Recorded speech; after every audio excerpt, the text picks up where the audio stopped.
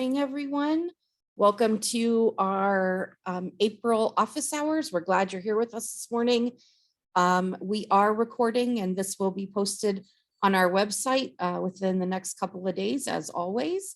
And so again, we just want to welcome you. And as Helen already mentioned, we always welcome your questions, and we do take questions at the end. But if, as we're going through things, if you have questions around the content that we're discussing, you can just unmute and ask or throw it in the chat, and we will pause and address those as we go along. So Helen, why don't you go ahead and let us know what we're going to talk about today? Okay. Well, today's topic, some of these we were maybe a little surprised at, but we had been getting on quite a few emails or phone messages. So we thought, okay, this is maybe not from the group that's here. This has come up again. So we're going to go over these. So today's topics are: when must missed service delivery minutes be made up? IEP amendment dates, what to change. And I think we went over this a lot, maybe it was a big thing a couple years ago, but I also know there's changes, people get mixed messages. So we're gonna go through that again. Related service minutes, whether they can be weekly or monthly. And then a little discussion this time of year, ESY, who, what, where, when, and why.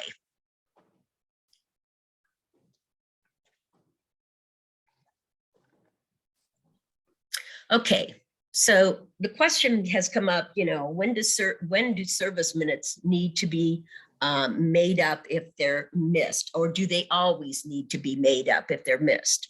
If it's the fault of the district, yes, make them up.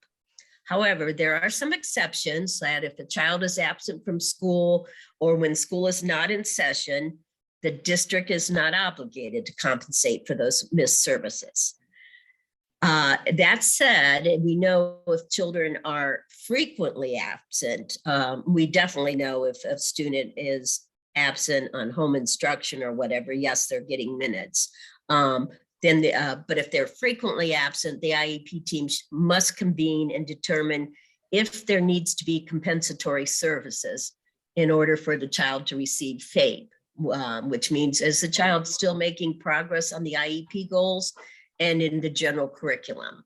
So that definitely is something you need to look at. Now, if the child misses a session due to attending a school activity like a field trip or assembly, or because the service provider was not available, the district would need to provide compensatory services. However, if the student misses services because they are taking a state or district test, you do not owe the student services. And Dee Dee put in the reference here. So if somebody, a lot of times we get asked, can you give me a reference? I need something that tells me exactly so I can tell either this parent, this whoever. And so it's in the OSEP letter 2018. So Dee Dee has referenced this, and I'm sure she can get that information, or if you need more in-depth information. However, if a student misses services because they're participating in a field trip or school assembly, the district does owe those services unless you state in the IEP, except for school activities like field trips, assemblies, parties, and that's also in OSEP letter 1995. So these are some references. So like I said, if you need, someone wants to say, well, show me where you, something that says that exactly. Dee Dee, do you have anything more to add to that? Yeah, the only thing I was going to say is you're right, Helen, that has come up multiple times about well, what if it's an assembly or a field trip or there's a party or something? So like you said, that was addressed way back in 95, but then again in 08. So OSEP has made a guidance on this twice. And I remember, and many of you may remember, quite a few years ago when everyone, especially our related service providers, always sort of wrote that into the IEP in the Mhm. services section. And they would have this whole little statement that they would just copy and paste that said, except for, when the child is absent or when there is a school activity, et cetera, et cetera. And then everybody kind of moved away from that practice. There is a reason to do that. And we're not telling you that you should, but again, as you see in the wording from OSEP, um, unless you explicitly state that in the IEP, then you do owe the student those missed minutes when it is, again, kind of like the rule of thumb is basically if it's the fault of the district. So you don't, when the student's absent, and if they're taking a test, because that's already in their IEP. But other than that, you do. So if it's an assembly, if it's a field trip, any of those things, unless you explicitly state it in the IEP. So just something for you to be aware of. We're not saying whether you should or shouldn't do that. That's totally a local decision, but just be aware that unless you do, then you need to just be aware that you owe those minutes. So thanks, Helen, for bringing that up. Well, thanks for adding to that, Dee Dee. Yes, because I remember, like you said, back when it was written in more often, but like we said, we're not advising that. Right. So the other question that we have gotten here lately that we were a little surprised with, because we feel like we've addressed this, but I think sometimes maybe there are districts in other regions who are doing something different, and then they cause confusion when they talk to their friends who are in another district. So we just wanted to clarify again what you change when you have an amendment. The amendment date is the date that the team meets to amend the IEP. That doesn't matter if it's the parent and the teacher on the phone. It doesn't matter if it's the parent and the special ed director over the phone. If you do it through email, it doesn't matter how you do it. And if it's only two people, that's fine. An amendment is not the same as an IEP team meeting, an initial or a review. It can just be very, very casual. But however you do it, whether it's in person, over the phone, through email, through text, whatever you're doing, it's still the date that you did that. And whether it was a whole team or just two people, it doesn't matter. Whatever date you did that, that's the amendment date. You also have to revise the meeting date and you issue the PRO1. The start date has to change on the cover page to match the meeting date. You do not change the end date. So a great way to remember that is that an amendment does not extend the life of the IEP. It simply makes a change to the IEP. It does not extend the life. So the end date always stays firmly from when that initial meeting date was, when the initial or the review was done. But you do have to change the start date and the meeting date to match. If you don't, that causes a fatal EMIS error, because then it looks like there's a discrepancy. So the start date has to match that meeting date and they change. There was some confusion about 2 years ago. We had someone at OEC who kind of misspoke at some kind of public venue and said, nope, we were doing this backwards. And we sort of pushed back and said, no, we think you're confused. And that person did go back and they did some internal dialogue back at the state and then did come back out and say, yes, we were correct. This is the way you have to do it. And so that's sort of been put to rest. So we just, again, we've had a few questions, so we wanted to just clarify. And then the only other thing is for section 7, you only need to change the start dates if you're actually amending something in one of those areas. So if it's going to change the SDI or the accommodations or something like that. But like if you're tweaking a goal or you're, adding a service, then obviously that would be reflected in section 7. But again, if you're just adding information or you're tweaking a goal or something like that, usually you're not going to have to make any changes in section 7. Okay, Helen, back to you.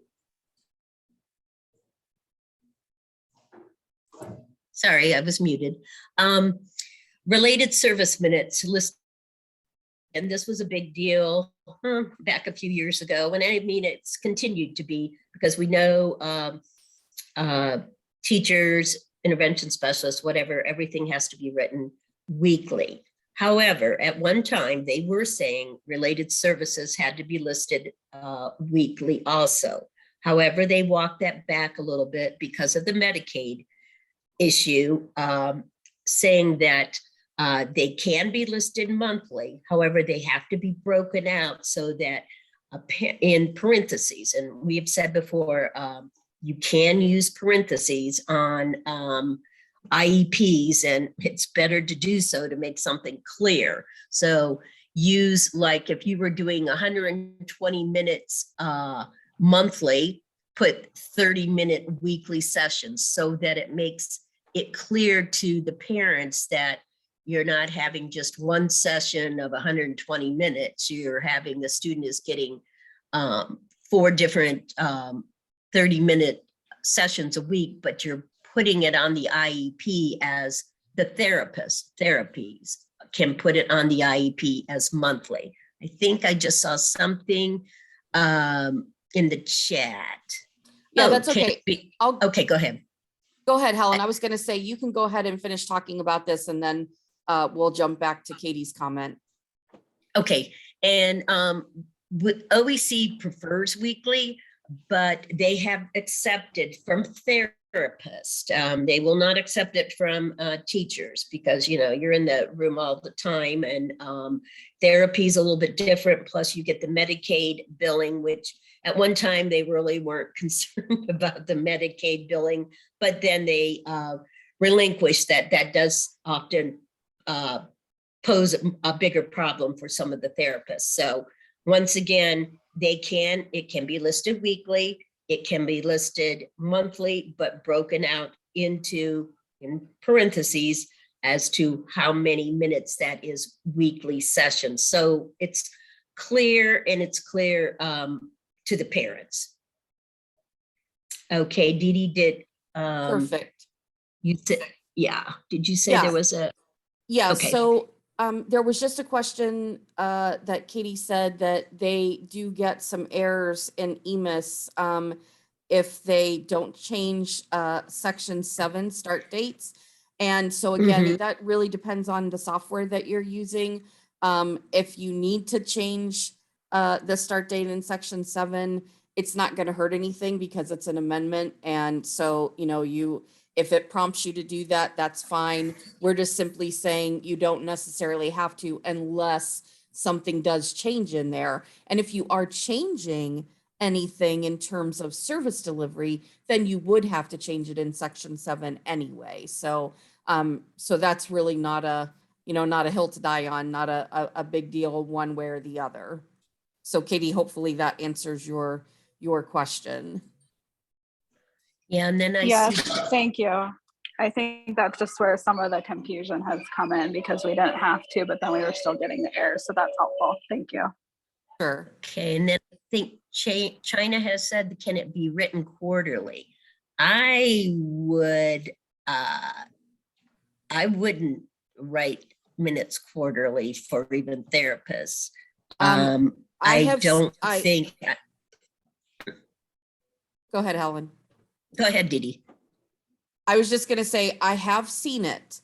I did see it in a couple of reviews where there were related services that were listed quarterly, but it has to be very, very specifically broken out in parentheses what that looks like. So if these are, that's more like, I almost want to say more for a consult, like if a therapist isn't providing direct minutes, but they're providing consult and occasional, guidance or directives or whatever. I've seen it written quarterly that way. But generally speaking, if a student is receiving direct services, they are going to want to see it monthly. And then, as Helen said, parenthetically broken out so it's clear to the parent. And the reason behind that is because otherwise, if you just say 120 minutes monthly, how does a parent know that you're not taking their child and sitting in a speech session for 2 hours at one time? And that may sound silly to us, but a parent doesn't know. So that's really why the push to make it very clear of what that typically looks like. So again, I'm not saying you can't do it quarterly, but really the only times that we see that is accepted is more for indirect services. Yeah, and what we'll say, sometimes when when we are in reviews and it comes up and there's a monitor looking at quarterly, they're gonna look carefully at that. Like Dee Dee said, I get it's not wrong, but I would say it's more on a consultative base, not direct services. But and if you do write it quarterly, and I'm not knocking whatever ESC writes it that way, it would have to be very specific because it will get looked at very carefully in a review. Not that anybody's in a review now. Right. And then we had another question about consult services, how you would put that in the SDI. And for consult, you're not putting it in SDI. You really would be putting it under support for school personnel. For school personnel. And so you, again, you don't have to be exact with minutes there. If you think about it in terms of like when you write support for school personnel for like the intervention specialist communicating and partnering with the general ed teacher, you may say Right. things like, you can say it in general terms like they co-plan on a weekly basis, or they, they consult on a monthly basis to, discuss and determine appropriate interventions and supports, or yada, yada, yada, however you're saying it. So the same thing would be true for consult. You're saying, if you were saying that the related service provider is checking in quarterly with the general education teacher and or intervention staff or whatever, to monitor the student's progress and address any concerns or provide instruction in how they are supporting the student. So you're just given a description of what that consult looks like what is the person doing? And usually they're chatting with, the staff who works directly with the student, getting some input from them on how the student's progressing, giving any kind of advice on interventions or supports that the classroom staff is then conducting and carrying out. And so the related service provider is just, again, giving that expertise and information, answering questions type of thing. They're not providing any direct minutes. So it's not an exact breakdown, but you might there just be saying on a quarterly basis, something like that. And again, like Helen said, if you were putting quarterly for anything that was direct, they'd really be scrutinizing that very carefully, because they definitely want direct minutes to be at a minimum listed monthly. So hopefully that answers that question.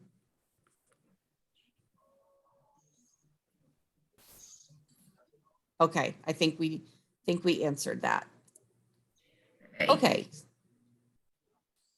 Helen, anything you wanted to add there before we move on? No, I think that covered it. I think it looks like in the chat people are okay with what we said. So I think we can move on. Okay. So the last thing is, we do get questions around ESY, and particularly we know at this time of year that tends to pop up a lot. So we just wanted to throw out a little bit of guidance, a couple things to be considered. And I don't know if any of you or how many of you may have attended our last special ed forum, but I shared some research data about students with disabilities and when the gap is really determined and when it expands. And it was very startling and very disheartening to know that the gap for students with disabilities predominantly occurs in the kindergarten year. In grades 1 through 4, most students with disabilities make the same gains as their peers or more gains than their peers during the school year, but when the gap increases is in the summer. And so then by the end of 4th grade, that gap has expanded and then they never catch up.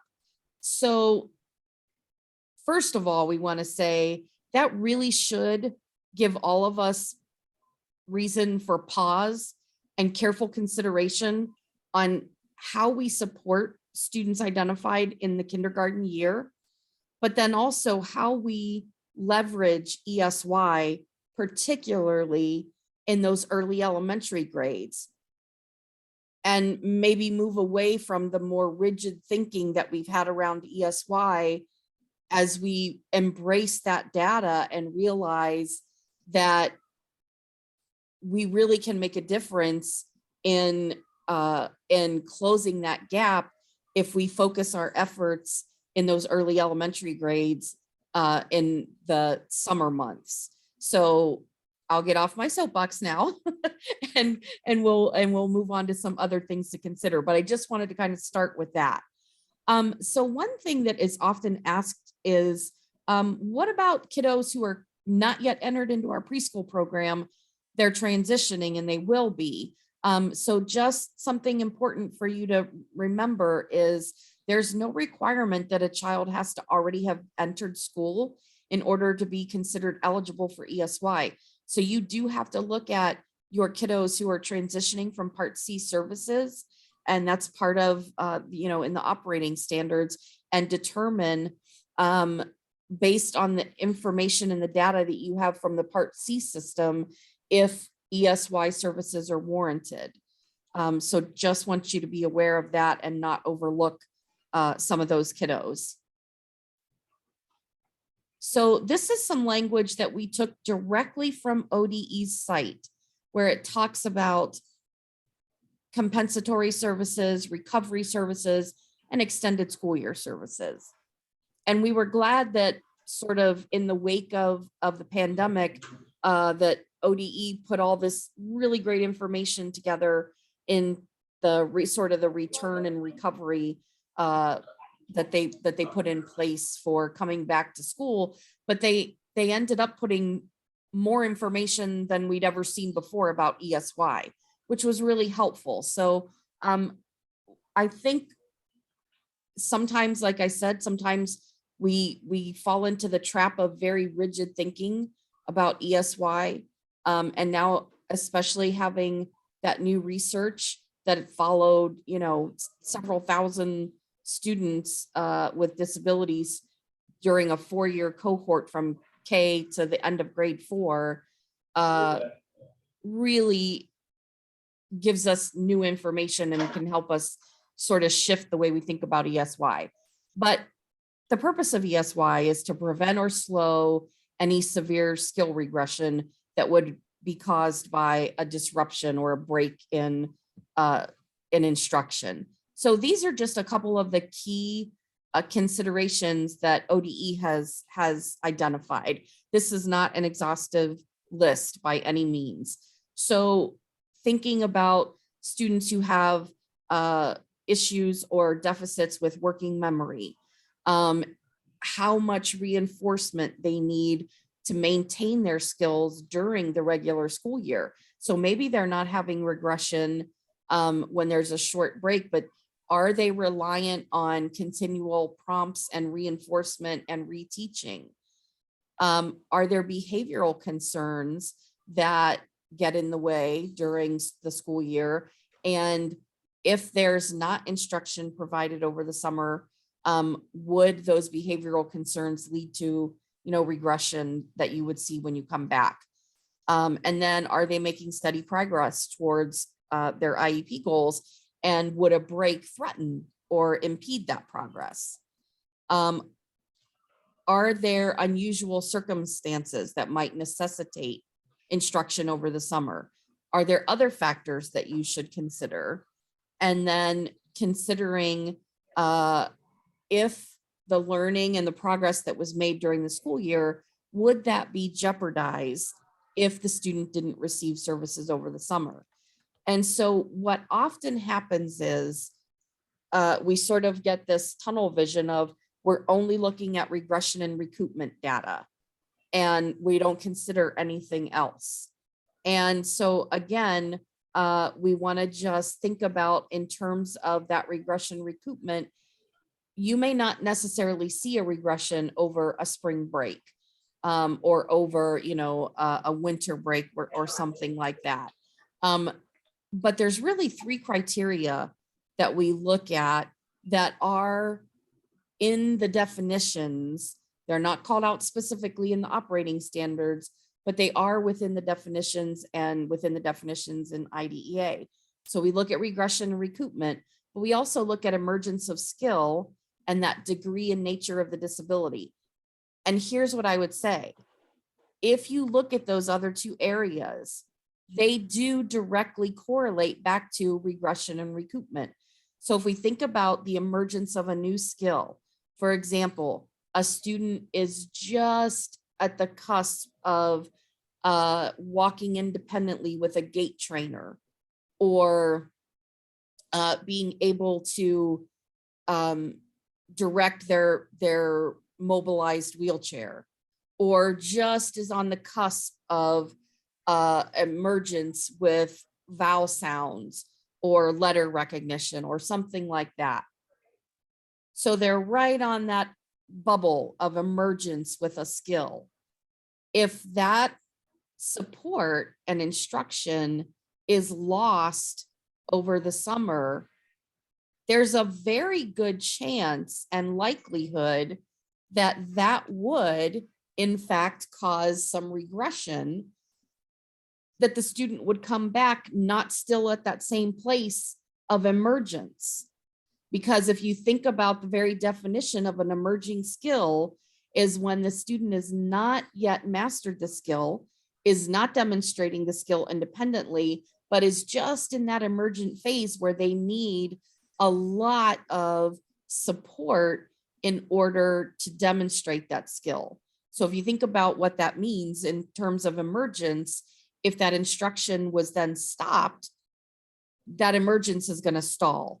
So there we can make the argument that, yeah, we can confidently say that if we don't provide extended school year services, that emergence would regress. We would not see advancement of that emerging skill. And then the same is true when we think about degree and nature of disability. For our students who have very, very significant complex needs, severity with behavior, severity with communication, severe areas of deficit in any other area, again, who are very reliant upon that continuous intervention, continuous support. If that were removed, then it is very likely that would lead to, regression. It does not have to be academic. And so also that's another thing to consider. If it would cause regression for the student in social emotional advancement, or not advancement, but just maintenance of skills that they've developed and are demonstrating, or emergence of social emotional skills that they're on the cusp of acquiring, or behavior or communication. It's not all academic, or adaptive skills, any of those things. So that's kind of what we look at. And we, when we stop recording at the end, we have a handout that we've created that we've given out in our IEP training that does a really nice job of helping parents understand what ESY is and isn't. It is not to advance skills, it is to maintain and again, address any regression that the student may have. So while all students would benefit from ESY, that's not the intent of ESY. ESY is truly for students who would regress or who would, again, sort of, fail to maintain skills. So the handout that we have does a nice job of kind of distinguishing the purpose of ESY, what it is, what it isn't, and then gives you guidelines for determining whether or not a student requires ESY. So we'll pop that in the chat for you when we're done. And the only other thing that we want to say around ESY is we often see districts fall into the trap of creating a program and then that's ESY for everybody who's eligible. The definition of ESY is that it is individualized. We're not saying you can't create a program, but we often see folks saying, well, the child is going to go to Rotary camp and well, that takes care of ESY. That's not really ESY. ESY doesn't have to look the same for every student in your district. It doesn't have to be over the summer. There's no rule about when or where ESY takes place. It simply requires that you provide services to the child above what would be the normal school day and normal school year to ensure that they don't have that loss of skill. And again, that can be very individualized and does not have to be here's our packaged program that everybody's going to get. Helen, anything you'd like to add to ESY? I think you covered it quite well, but I also just want to say too that parents can't ask for like a camp to be paid for in place of ESY. I want my student, they need ESY, but I want them to go to the summer camp. So I want you to pay for that. I know parents who have chosen, I know one quite close to me that has chosen to not have ESY and they pay for their own camp services. I know what Dee Dee is saying too, as far as, it doesn't have to be a certain place in that, but we have had, I think, some issues where parents, and I'm not knocking parents, that, they may want you to pay for a summer camp program rather than having just your ESY services. And that doesn't constitute ESY. Great. Thank you, Helen. Great point.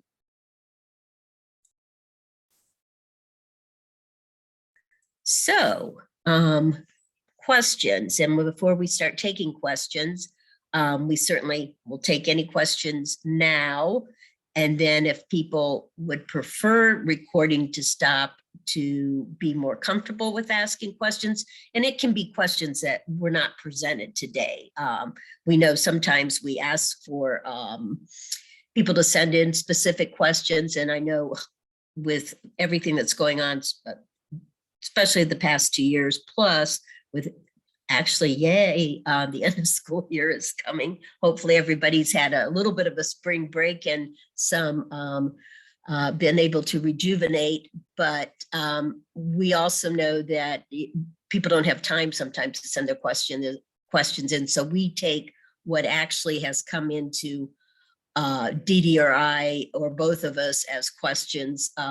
Like we said, we were kind of surprised with the amendment, but it did start popping up quite a bit again. So we'll open the floor for questions, and anyone can certainly unmute or put in the chat if you feel more comfortable. And anybody that would prefer for us to stop recording, please let us know that too.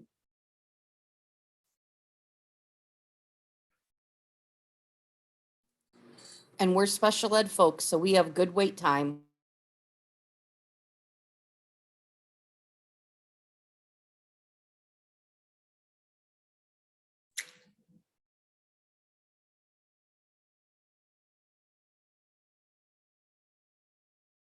Okay, I'm doing my wait time.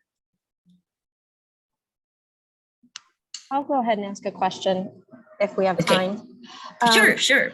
I know it's been brought up before and you guys were looking into it, but I've had a couple of schools coming back to if an ETR expires, they've been given guidance that it needs to revert back to an initial ETR. Based on what Bernadette is saying, is there clarification on that? Yes, you're stealing my Yes. thunder. I'm gonna Sorry. address that. I'm No, gonna address that you're- at forum next month, but okay, so if Okay, you then you can guys, save it. no, I'm gonna go ahead and answer. If you guys all promise that you're not gonna run out and tell everybody and steal our thunder, because I'm gonna make a big announcement at forum about this. So yes, we have gone back and forth about this, and what we found out happened was there was different information that came out of the Office of Exceptional Children in different parts of the state a couple of years ago. So we had an official make a statement and give guidance at, I think it was like at a psych conference. And Yeah. then there was conflicting information given at a related service conference and something else. So what they found was different parts of Ohio had been given different guidance. And so that's why there was so much confusion. So we asked at the state, we went for several months back and forth on this. And so they went to multiple offices. So the Office of Exceptional Children conferred with other offices at ODE internally to come to a consensus. And what they have come out with is that anytime there's an expired ETR, it doesn't matter if it's expired by a day or 10 years. It doesn't matter if it's within Ohio or coming from out of state. It is treated as an initial because, and here's the rationale, that if it's expired, the student has in effect exited services. I will say some of us have said, but the very definition of the word initial means the first time. And if the child is an Ohio student, they've already had an initial record, but that's how they want to treat it, as though the child has exited services. And so therefore we are treating them as if they've never had services in Ohio. So it will always be conducted as an initial. And we'll just add, we were surprised. Yes, but that is how they want to proceed. So that is how we're going to move forward. And that messaging is being given around the state consistently. So hopefully, we will. Thanks, Mandy. I'm just laughing at the remark. I'm sorry. Yeah. I'm sorry I asked. And just not to steal Dee Dee's thunder or anything too, but our director had gone back and forth with Beth Arledge, and this has gone on for several months with many of us going, wait a minute. So yeah, and Dee Dee will go into a little more in depth at our forum in May. Right, I'll talk about a few other scenarios as well, but don't apologize for asking. That's been a hot button topic for several months. Been so a hot button. Yeah, so we're glad that we finally got some clarification, whether we like the answer or not. At least we know we have a consistent response now. So, and then I think Holly asked, is there a suggested percentage of regression that would be considered enough for ESY? And there really isn't. There's like no scale that says if the student regresses, X amount of percentage points or something like that. It really is, again, IEP team decision. And what we always say is, you know, you gather data in multiple ways. And so regression can be measured in multiple ways as well. Here's an example of what I would say. And you'll see in that handout that we're going to give you, it has prompting questions to kind of dig deeper than just, okay, the student, if we're looking at their IEP goals, you know, they were at 46% accuracy, and after break, they came back and they were at 45% accuracy. That doesn't seem severe enough for ESY. But what you also want to look at is, were they at 46% accuracy independently, but now after a lengthy break, they're at 45% accuracy, but that's with continuous prompting, or that's with, you know, an extensive amount of one-on-one support. So there are other ways to measure the regression other than just strictly, you know, the quantitative data. Regression on, like I said, what's the level of assistance that they needed if they went from being able to do something pretty independently to then being still able to perform the skill or the task, but they're really reliant on now one-on-one support. That in and of itself is a regression. So those are the kind of things that we want you to think about. But yeah, in terms of like, is there a magic number? No, there's not.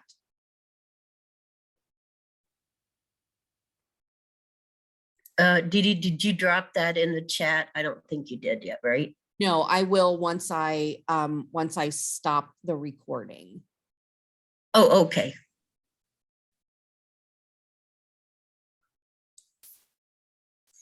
So these are all great questions. Any other Yes. questions?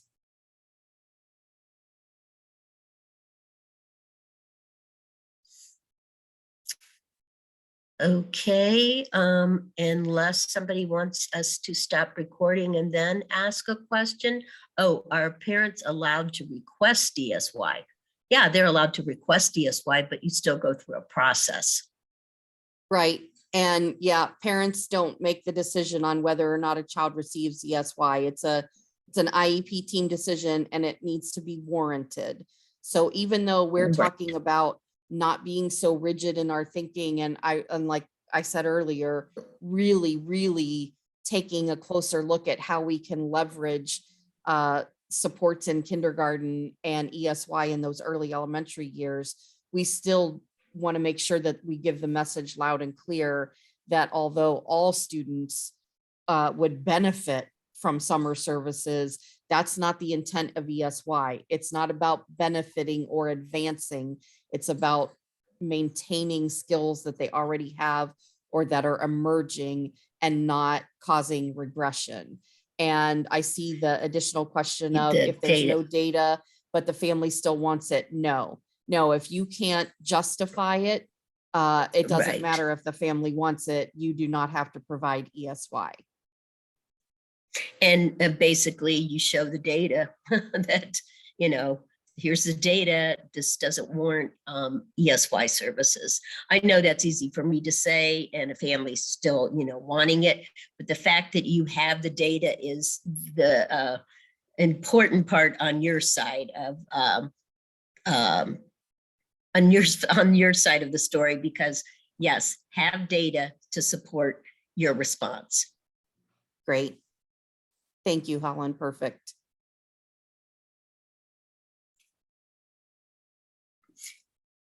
Okay, well, if everybody feels comfortable, or we don't need to stop the recording for questions, I'd like to thank everybody for being here. We will have another office hours in May, and that will be it for this school year. And then we'll start again in the fall. And Dee Dee did just put the time up here because we flip for anybody that's on here that's might be new. We flip, 1 month will be in the morning, 1 month, the next month in the afternoon. So it'll be on May 18th, really right after forum, which is on the 17th, from 1 to 2. So if we have a 2-hour forum this month, because it's been virtual on May 17th, and this is just a plug for forum. I think there's going to be some great information, and we're making it a 2-hour session in person. So please, if you're able to come, please do. And if you're not, Dee Dee will be sending out, we will record forum also. Because I think I noticed maybe a couple teachers on here, and I know sometimes they don't get the chance to, especially the last couple years with substitutes, but we definitely want teachers to get information too, because you're on the ground.